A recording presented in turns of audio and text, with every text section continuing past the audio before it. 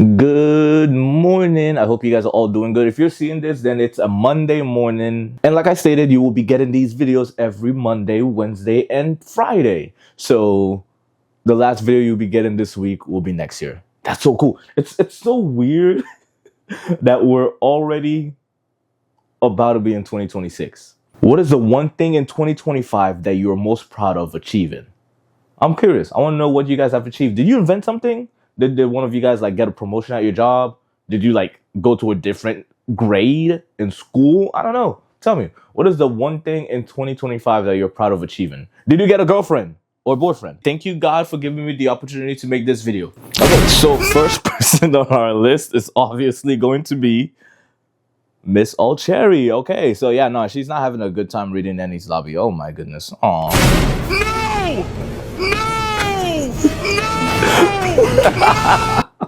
Yeah. R.I.P. in peace, man. God, this art was. This is Kara. Okay, One Piece fans, Kara I'm back. is somebody who has been reading One Piece. I think we've covered her once before in the past. Let's go ahead and check out what she's been up to. With an update for the Arlong Park arc. I had to take a little bit of a One Piece break because I was in a reading slump, traveling a lot, and very busy with work. But I am so glad to be back because this has been my favorite arc by far.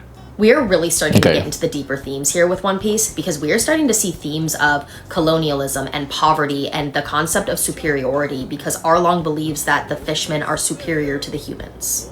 And so many of these themes were evident as we got into Nami's backstory. Learning about Nami's backstory in general was gut-wrenching to me because she was my favorite character and remains my favorite character. The way that Bellemere just wanted to provide for the two girls and ended up having to sacrifice herself because of it was so hard to read. And then learning that Nami had to sacrifice her own freedoms for so many years to protect the village, I mean, I don't know, that was just such a gut punch. When Nami finally gained the courage to ask Luffy for help and Luffy gave her his straw hat, and then he literally went to war for that girl. Oh my God, I was It really does say a lot about how far Nami went on her journey, huh? From never like telling anybody about her backstory or wanting help from anyone to like bawling her eyes out on her knees or whatever, crying. And Luffy just does not hesitate. I truly enjoyed that bit.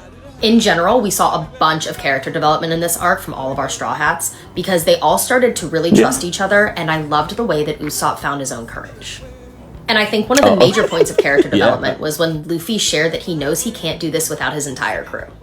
Learning why Mr. Genzo wore that pinwheel on his hat and the fact that it was for Nami all of these years, oh my God, this arc was just trying to kill me. While this arc was very layered and had some very deep themes woven into it, I still really appreciated the comedic relief. One of my favorite parts was when someone suggested that they needed a doctor, and Luffy said, "A doctor? That would be nice, but a musician should come first, right?" And also, when Luffy was in the bottom of the ocean and they needed to find a way to save him, I was not sure how they were going to do it, and the fact that they stretched his neck up to the surface really had me cracking up, even though I thought it was a genius solution. And after this arc, I'd really appreciate it if Zoro could maybe like take a break because again, he almost dies in every single arc. But overall, I would go to war for my girl Nami. I'm really enjoying the deep and layered arcs that we're getting, and I can't wait to see what comes next. Beautiful. I really like your review of it, Kara.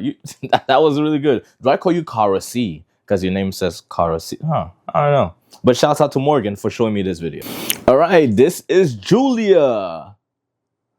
Sakurasakes or sakurasakes. That's her name, but at least that's her name in the community. She comments in a lot of the videos, and now this is me reacting to her video. She is a little more caught up. This is chapter 1169. The latest chapter is chapter 1170. Let's go ahead and see what she thought about 1169. Hey y'all. So I've got chapter 1169 here, so I'm gonna do a reaction. She said 69. Here. Shut up. Okay. Jeez, man. Why you stop judging me? There I go. First off, we got like a beautiful color splash of the Rocks Pirates, all decked out in what looks like their mob finest.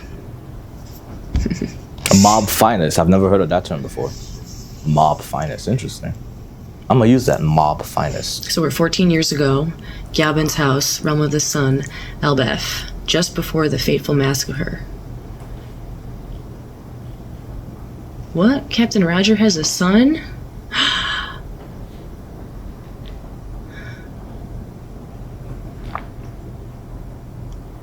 Oh my god. So Shanks. Wow, so basically I have a little brother out there. True, you and Buggy were always like our sons. Who knows, with Captain Roger's blood flowing through him, the kid might just become the pirate king of this new era. Oh, so cute. You know the title's not hereditary, right? Besides, most burned with high expectations fail to reach the top. Ain't that foreshadowing? Meanwhile, in West Castle, Elbaf. So, Jarl, why did I cut down that soldier? What am I? My body is moving on its own. Is it because of those orders? I'm simply forced to snuff out anyone in my way? Could it be impossible? Could it really be impossible to disobey? Is it messing with my thoughts too? Will this last forever? Then the country will suffer as long as I live. This body of mine is a walking hazard. It'll be for nothing. It'll all be for nothing. The last 144 years of my life. I have to die now. You men, kill me now. As if I'd ever let Elbaf be enslaved. Hurry before I'm completely taken over. So they stabbed him and I can't be. I really am immortal. I'm regenerating. Stop this, all of you run. I got a question for you guys. Like realistically, sure, you know, here we are now that we know who Emu is and what Emu is all about. No, we wouldn't, you know, accept his deep sea contract or deep contract or whatever. But like, you know, like, is the power so bad? You know, like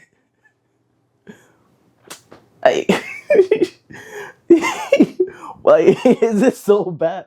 Like, I'm thinking to myself, damn, the ability to, like, immortality, you know, like, that automatically puts you in the top 30 strongest characters, you know. Why is this such a bad idea? I mean, am I a celestial dragon? Like, look, man. I got dreams and ambitions, and I want to do anything to achieve those dreams and ambitions. You know? So, like, I feel like, yeah, I definitely I would not make it as a Marine. I would definitely either be a pirate or a God's Knight, honestly, sadly. It's just, I don't have to do everything Emu says, you know? Like, I'll just pull a Shanks, you know? I'm gonna just, hey. Look, power is power, you know what I'm saying? How am I supposed to die now? Someone help me.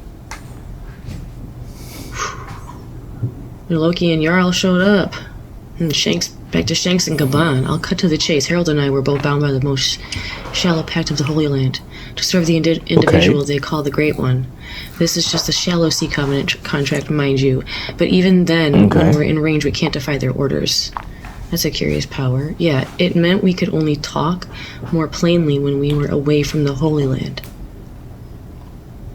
Harold would probably be happy to join the Knights of God if it helped Elbaf's membership bid, but if he agrees, he'd have to enter into a deeper covenant.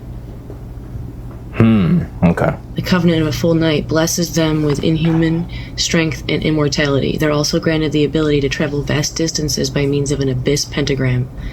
In exchange, the Great One's voice can reach them anywhere, so disobedience becomes totally impossible even if you're far away.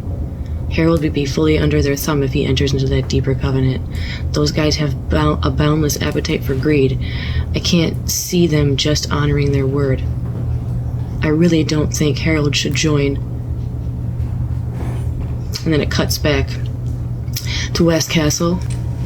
Explain yourself, Harold. What happened? And he regains lucidity a little bit and goes, Elder Jarl, what I've done is unforgivable. Gotcha. My sanity is slipping beyond my control. Please listen to me, Loki. Tell the people of Elbaf what happened here. Tell them about the guards I slayed. Let it be known that I repeatedly stained my hands trying to make Elbaf a member nation. Spread the word about how I was tricked and ended up in this miserable state. They want me to enslave our people as warriors for the government. What do you mean? How were you tricked? They never intended to honor my terms from the very start. Elder Jarl, Loki must be the one to eat Elbaf's secret treasure. Please see to it. What? No one else can beat me with these godly powers. It was never my dream to see Elbaf subjugated by the government. I am the worst king in the history of Elbaf. You must kill me and take the throne, Loki. Let Elbaf know what a disgrace of a king I was. Kill me and elevate yourself as a hero. I don't care about how I'm remembered. That's not important. The only thing that matters is securing Elbaf's future. Don't you see? With tears in his eyes. You go that far. I'm counting on you, Loki. You're the only one who can make things right. Dang. Nice panel. Emu takes over. Indeed, that herald is gone. I am now the Great One's vassal. No one will be allowed to escape. The truth of what happened will die with you. That. Everybody run, and then smushed his face. I shall deliver this country into the hands of Lord Emu. Loki, hurry. That's Elder Jarl. Damn it, why do I have to eat this devil fruit? Doesn't that mean giving up the ability to swim ever? And why is the old man suddenly acting like he has a totally different personality? You won't be eating it, Loki. That fruit is mine. You just told me to eat it, remember? You can't eat it, Harold. It would be the end of the world. Ugh. Hurry, Loki. No matter what happens, we can't let him lay hands on it. Yo, Elder Jarl. Damn. Well, that's where he got the freaking sword in his head. I guess. I'm afraid I must return the legendary sword you gave me long ago. That's creepy. I need to eat the fruit and take up the Ragnir. That's what Emu possessing Harold? Yeah. I won't let you. Ah! Loki running away. Yo, here comes Gaban and Shanks. Hey! Gwa, Jarl, what happened to you? Don't worry, my helmet saved me.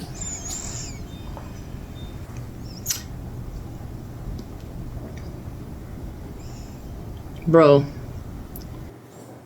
I got a question for you guys. Do you guys think right now at this point in the story, Gaban or Shanks, not Gaban, sorry, Gaban or Rayleigh are stronger than Luffy and the top three? You know, the monster trio. I'll be honest, no, I don't think so. I think they're more experienced, but there's just nothing in the story showing that they're stronger. There's just nothing. No. I always see that they're more experienced, but nothing in the story tells me that they're stronger than Luffy, Zoro, Sanji. I don't see it. No. Nah, it just doesn't make sense. Nah. Nothing in the story shows that. Yeah. Nothing in the story shows that Garp is even stronger than them, you know? So, like, I never understood why people would, like, rate Garp, Rayleigh, or Gaban above them. It's just, there's nothing in the story stating so, you know? There's nothing Garp, Rayleigh, or Gaban has done that Luffy, Zoro, or Sanji could not do, if not do better, in terms of feats. You know, so just, I don't know. That's just me, though. Bro. There's a giant hammer behind it. It starts moving when he opens the door and says, "This is the forbidden devil fruit passed down within Elbaf." And then it zooms right towards him. Oh, what is this thing? Bro, this is some Thor shit. This is some Mjolnir shit. Hell yeah. Some Thor shit, Mjolnir shit. I like that. Julia, you're pretty funny. I like that. I did it, guys. I finally finished. This is LiterarySarahJane. Oh, it's not oh my gosh. It's not literally. It's literary. You know, like literary, like reading, okay? Like being educated and not literally. I'm gonna just call you hi literally. Hi literally Sarah Jane. Wait, where did I know the name Sarah Jane from? That's from Doctor Who, right? Sarah Jane? Literally Sarah Jane? That's gotta be from Doctor Who. Are you a Doctor Who fan? Not the first 3 volumes of One Piece, but just the How first dare one. you ignore my messages? Becky! I'm not ignoring your messages! Also, I'm recording a video as we speak. One romance dawn, and I have some By the way, thoughts. I really like your hair, Sarah Jane. I like your hair a lot. It's pretty cool. My first ever manga. I'm glad that the first one is One Piece. This one is a lot of fun. Obviously, in Romance Dawn, we're just getting introduced to a lot of different characters. We're getting their backstory. I really love Luffy. I don't know how you could not. I just love his ambition. I love kind of his silliness and anything like too seriously. You know, we could argue that maybe Luffy doesn't understand consequences of his actions, but you know, he just seems to be very lucky in getting out of situations where he doesn't really have any consequences. Early on, we get introduced to who I thought was probably going to be my favorite character, but it is the pirate captain, red-haired Shanks. I really enjoyed his character, you know, right off the bat, which I think we're supposed to. But obviously spoilers, because I'm going to be going over everything that happens in Romance Dawn. So anyway, when he loses his arm for Luffy, that was very sweet. Obviously some foreshadowing there where we're going to see, he says, you know, like, come back and see me, or I'll see you out, you know, when you do become a great pirate captain. So I'm sure we will see Shanks later on. So I am excited for that. Even before that happens, I mean, we get Luffy who just ends up eating the forbidden fruit, whatever that's called. I can't even remember, where now he's like a rubber boy. I think that's hilarious. I also feel like obviously that's gonna like it's already affected the like plot line and what actually happens, how Luffy can actually be hurt, or like, you know, he just gets to like do some, he's got like a superpower basically where he's not quite human. There are quite a few characters in here that are just like a hoot and a half already. You're pretty cool, Sarah Jane. What is his power? I'm curious. What is it? The Iron Mace Alvida. I really liked that her was her character. name, huh? Iron Mace Alvida.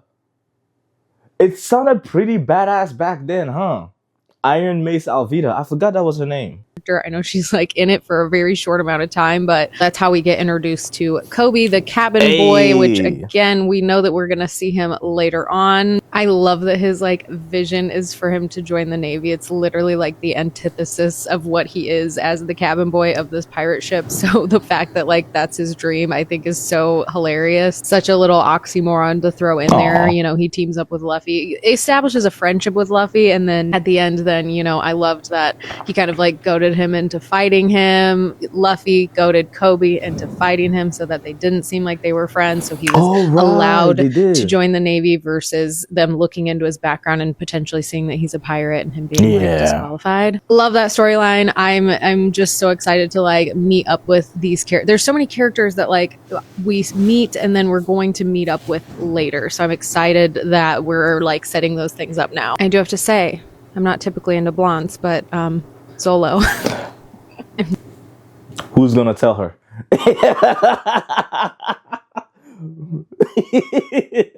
Who's gonna tell her? Sarah Jane, if you're watching this, this is what Zoro looks like. I mean, he's not that far away from a blonde, right? You know, it's a natural hair color, okay? I'm just kidding. Or am I? Zolo is definitely an interesting character. I like, he's kind of like the hardball one of the group. So kind of like scram kids kind of attitude, leave me alone, I don't need rescuing, blah, blah, blah. He kind of does need some rescuing, but we get to see that sweet side of him. I can't remember the girl's name who makes him like rice cakes or whatever. And then they get thrown on the ground, they get stomped on, all this kind of stuff. And then he still eats them. And he says like, please tell her that they were the best rice cakes ever or whatever. Very sweet. So Zolo, he's got a little tender heart in him, I think. Oh my gosh. And Zolo's backstory, I mean, come on. He's just pulling at my heartstrings. Yeah. I don't know how to say her name. Is it Kuina? Is it yeah. Kuina? Yeah. Anyway, when they make their pact to, one of them is going to become the best swordsman in the world. And I mean, yeah. It's getting me. It's getting me already. I already know that this is probably going to make me cry.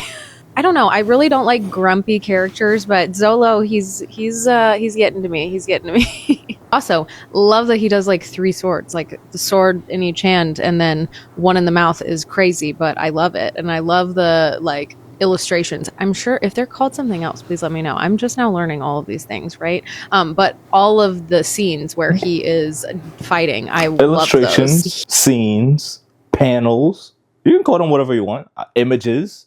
PNGs, don't call them PNGs. hear a lot about Captain Morgan, the Marine, the Marine. Anyway, he is intimidating for sure. I thought that the illustration, I was like going around showing people, I was like, look at this guy. He's got an axe like in his arm. That was obviously some suspension of disbelief, but I thought that it was very cool. That was the suspension of disbelief, not Mace Alvida. I forgot her name. Whatever, big Mace Alvida. That was not suspension of disbelief. Not the Rubber Man Luffy. That was not suspension of disbelief.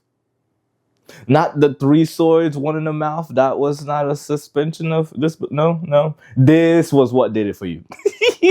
Cool. But then to have that character like get taken out of the story so soon, I was a little surprised by that. But I mean, he was obviously very, very intense. He was a no mercy kind of guy. You know, when he's taken out, it's like everyone cheers and they're all excited that they don't have to report to him anymore. So I thought that it was a cool villain to then immediately go away. I'm trying to think of any other characters I'm missing here. I know that, I mean, Captain Morgan's son, he's a crappy character. We'll see what happens to him a little bit later. I just went back to look and I don't even know if we get her name. The girl that we get introduced to, who's potentially going to be Luffy's navigator next, who kind of swindles some pirates. I love her already. I want to know her name. I literally just read, you know, the last chapter with her introduced in it. So I'm sure we're going to learn more. Sarah Jane, when you were putting the images on your, you know, the video, you probably had to like Google the characters, right? Like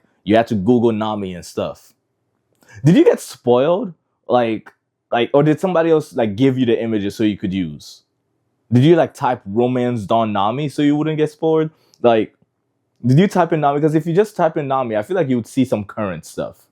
I feel like you probably got spoiled. I don't know about her, but I'm having a great time. It is snowing outside. It's, you know, Christmas time. I'm in Christmas sweaters. So kind of a weird juxtaposition to be reading this at this time, but I'm having a good time and I am taking my time with it. I literally bought this in November and it's halfway through December and I've only finished, you know, Romance Dawn, but I plan to continue reading this series. I read a super diverse, all different kinds of books. This is definitely something that I wanted to try out. I will say I'm a fan now. I'm definitely going to be reading this series at least for a while. I also just saw there is an anime that I would also like to watch and maybe give you some updates on both. So anyway, I'm going to keep reading. I'm excited to keep reading. I was going to ask you guys a question, but I don't want any spoilers and I'm literally just through Romance Dawn. I want to know the question. So I'm going to leave it at that and I hope y'all have a great rest of your day. Well, now I want to know the question.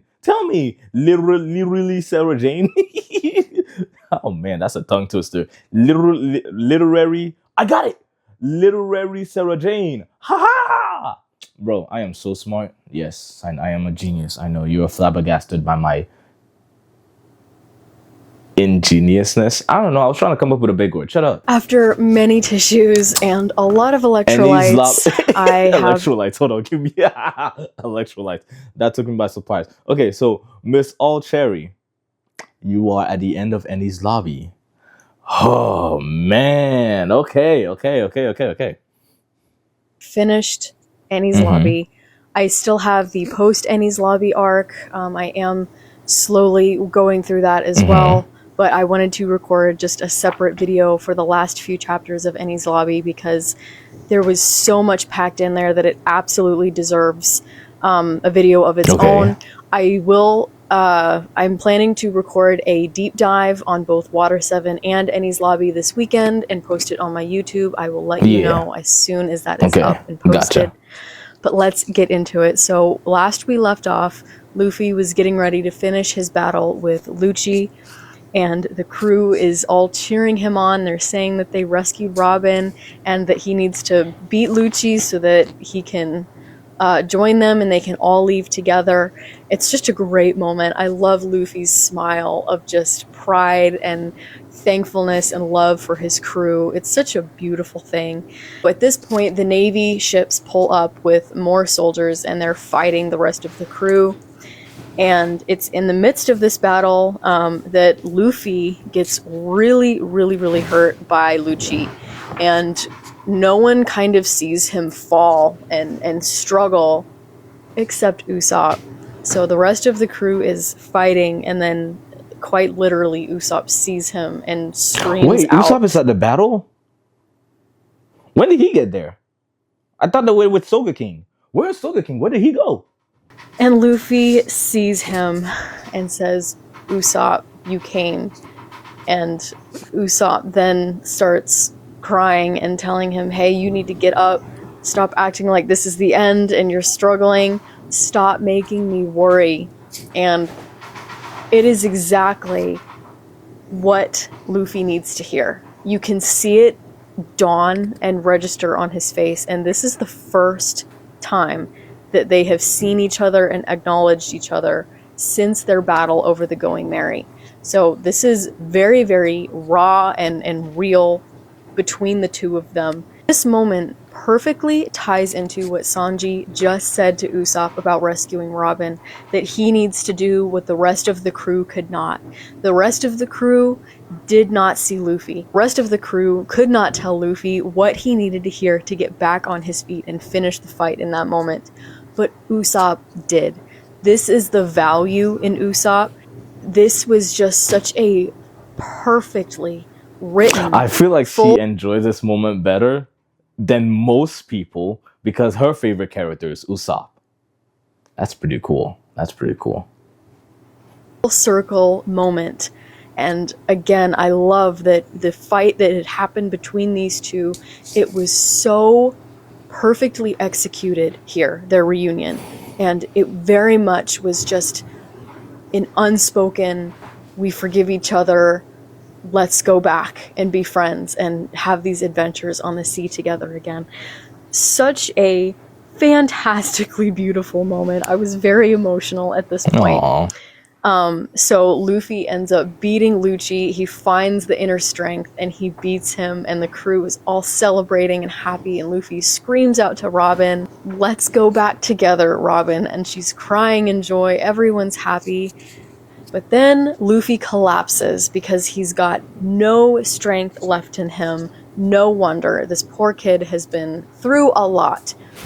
And it's also at this point that the Navy blows up their escape ship. So now Luffy's down and their ship is gone.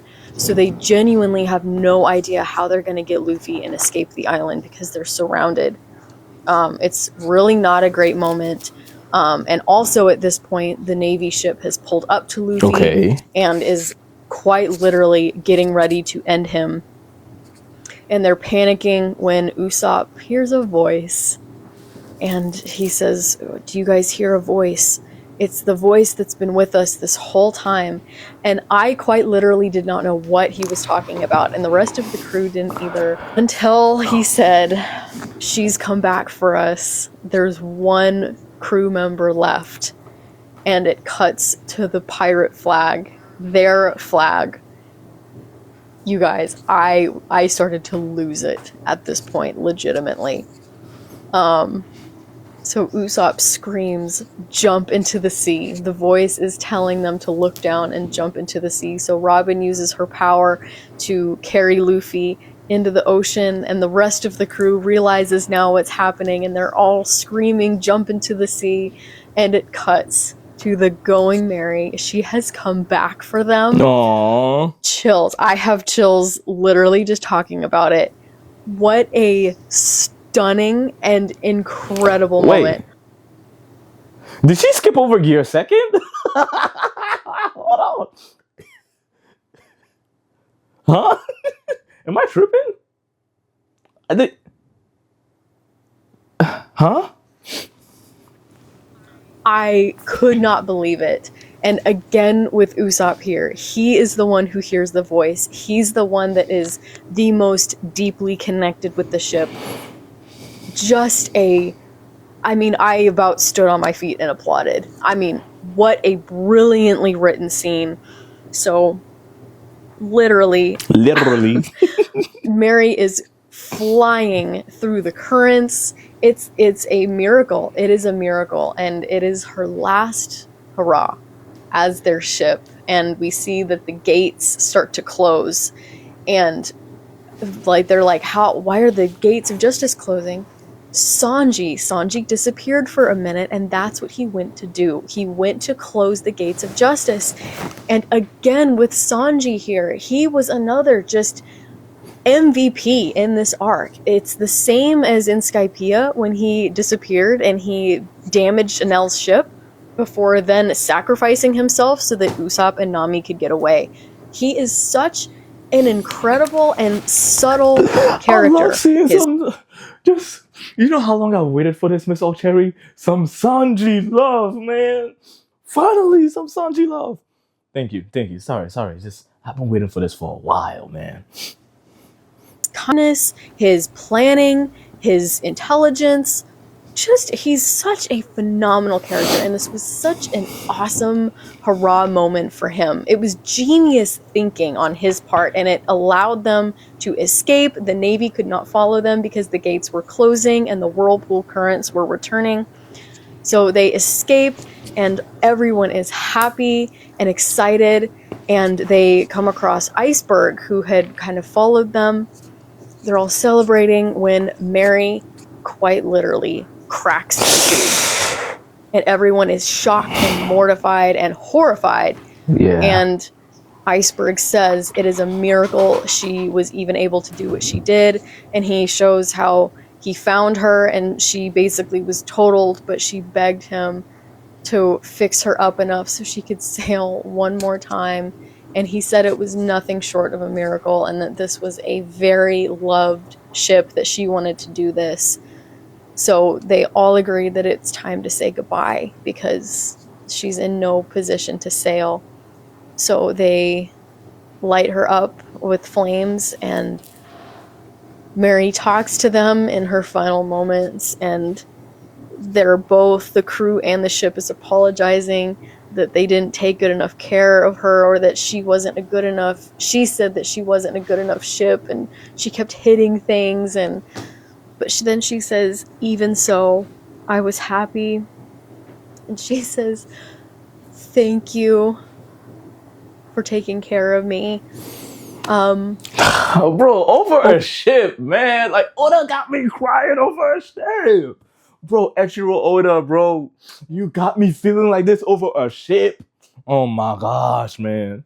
Open sobbing at this point, by the way. Open tears, like this wrecked me. I am curious, Miss Cherry, do you have live reactions of you sobbing over the ship? That would be gold. That would be content gold. Do you have? If you do, you gotta post it. More than Robin's backstory. I don't really have words for it. This felt like physically getting stabbed. I kid you not. It was, for the record, I am not usually an emotional reader. I can count maybe on one hand the amount of books that have made me physically cry. This series now has made me cry multiple times, and that just goes to show you how good of a writer Hiro or Oda is. He is absolutely hands down one of the best writers of our time, in my opinion. It's not even a bad take. It's not. It's literally a good take. He is the best writer in the Eastern Seaboard, Japan, all of like Asia. He's the best writer. So no, it's not even a bad take. This was incredible. This arc was a literal work of art. I kid you not. I don't know what he was on when he wrote this arc, but this was just, it was everything I wanted and more. When I think of a series, I feel like this arc truly, it took the crew from crewmates to family. Oh, I truly feel like everyone is a crew here, fully becomes family and bonded in a way that they were not before. I think losing all of these crewmates and regaining at least Robin and Usopp and seeing Mary's final stand, it just bonded them together in a way that has made them officially family. It is stunning writing. I cannot emphasize how impactful and how brilliant this was and how much I enjoyed this. This arc was just on another level, truly. So I will check in soon with a post Enies Lobby arc update.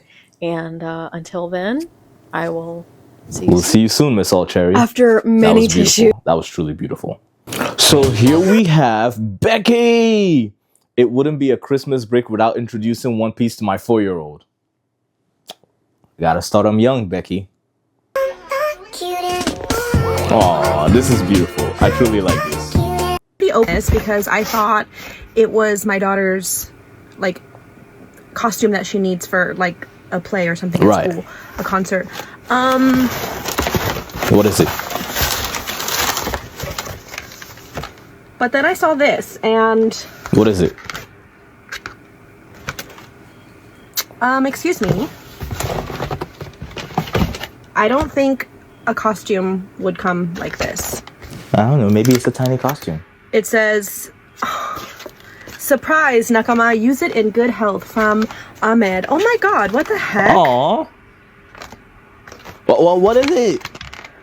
Oh, the packaging is so beautiful. Okay. Literally, what the heck is this? Shouts out to Ahmed, by the way. Hey, what is it? It looks like One Piece something. Oh my god, it's another One Piece. So there was two that I was deciding between, and I really wanted this yellow one too because I love yellow. Yellow is my favorite color. Everybody write that down. Yellow is her favorite color. But I bought the black one because I don't really know who these people are. But I don't know what it is. I like the style. Oh is my it, god. Is it like a binder? I don't know. What is it? What the heck? What is it? Okay, hang on. I'm gonna show you. Oh my god. So this is another, what's it called? Sleeve for my Hobonichi Techo. And Hobonichi who? Hobonichi Techo. What is that? I am so out of culture in Japan, huh? Alright guys, we gotta move to Japan. I love this one so much. It's so beautiful. It's yellow. Oh, you guys, look at this. What? But I don't really know who a lot of these people are. Like, I know some of them, but some of them I don't know. So I was like, you know what? I'm going to put it on my wish list for later. Maybe I'll use it, like, once I'm a little bit further in the arc or in the manga. Oh my god. Ahmed, you are so sweet. You guys, W. Ahmed. I met Ahmed when I first started reading One Piece. And he was so supportive. Liking, commenting, reposting, and then we got to chatting, and he's such a nice guy. Like, he's so kind. We would talk just about everything, One Piece, books. I encouraged him to start reading. He's reading The Will of the Many, and I'm trying to encourage him to start a BookTok account as well because he wants to get back into reading.